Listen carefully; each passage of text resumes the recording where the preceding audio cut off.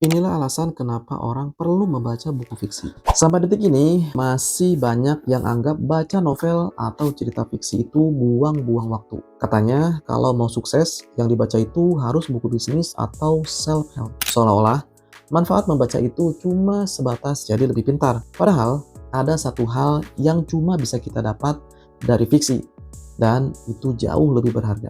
Kita ambil contoh ya, non-fiksi itu ngajarin kita cara ngomong di depan umum, tapi fiksi ngajarin kita untuk punya sesuatu untuk dikatakan. Fiksi itu adalah tempat melatih rasa. Dia nggak cuma ngasih kita fakta tentang dunia, tapi ngasih kita pengalaman jadi manusia.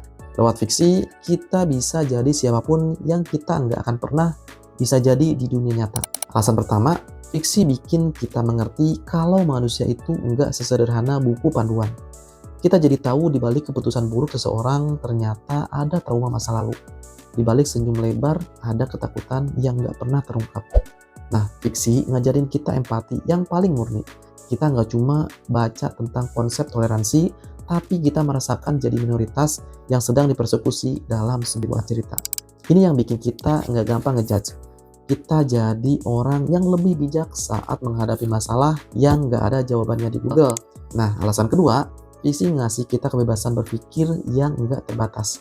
Di dunia nyata kita dibatasi hukum fisika, logika, dan etika.